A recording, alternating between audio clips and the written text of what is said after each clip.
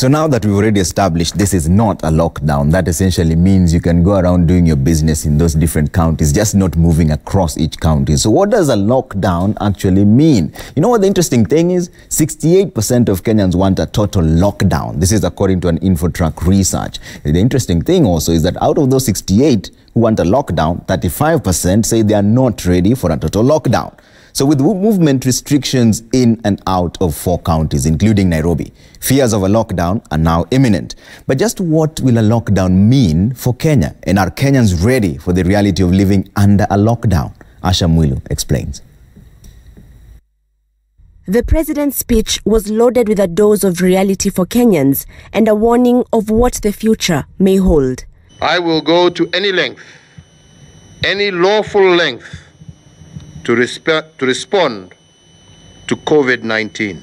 It has been a gradual implementation of restrictions for the country. It began with travelers encouraged to self-quarantine. When the virus knocked at our doors, closing of borders followed. Then social distancing, mandatory quarantining of returnees, then contact tracing. But with the spread of the virus within the local population escalating, government has shifted gears. Wearing of masks in public spaces is now a measure. Travel in and out of affected counties is completely restricted. The next and perhaps most drastic restriction that Kenya is yet to announce but may have to is a lockdown. Governments worldwide have had to make this tough call. In a lockdown, citizens are usually not allowed to move outside their home. In Italy, where a total lockdown is being implemented, residents required permits to leave their homes for essential shopping. These are the streets of Azerbaijan, where a total lockdown for 21 days is in place.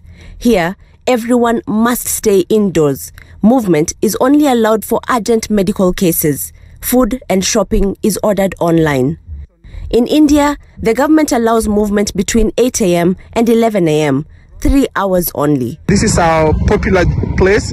It's a market. It's called Fatehpura, and you can see there's absolutely no one. Traders in areas such as this here in Juakali in Nairobi have tried to maintain social distancing. We're seeing many of them now wearing masks as they go on with their daily activities. They are following government directives. However, you can see this area is still very crowded. So this is the decision that government now has to make, the push and pull. Is a curfew enough? Is it perhaps time to impose a lockdown? But the reality of imposing a lockdown in an economy such as this one is much more complex than it is for many other countries. And that is the question that government now is grappling with. Some traders like Dixon Waithaka say they are ready for the lockdown. Kama ni lockdown nchi mzima, sio intercounties, a lockdown kwa kila mtu. Na ndio sasa tuwe equal. It's not that simple for Mogaka, who sells sausages at Juakali to earn his daily bread. And for Benjamin, who relies on his small shop to feed his family. Ziko tayari.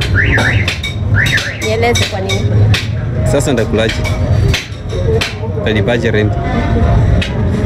Hiyo ndio naona ni ngumu. Nimeogopa sana juu sina na hizo pesa. Mimi utafuta pesa za kila siku. Saa lockdown ikija saidia kwangu mimi nitakuwa sana. Right now tulikutwa, already tunakula iko kutila tuko nayo kwa nyumba, watoto wako nyumbani, hata wazee wako kwa nyumba. Sasa unaona ugali tunapika ukapile badala ya bibi. Countries like Rwanda and Uganda, which have implemented some form of lockdowns, have had to distribute food to the vulnerable households. This is an option that the Kenyan government is also exploring in the eventuality of a lockdown in Kenya. The success of the latest restrictions announced in the coming days will determine how closer Kenya edges to a lockdown. Asha Mwilu, Citizen TV, Nairobi.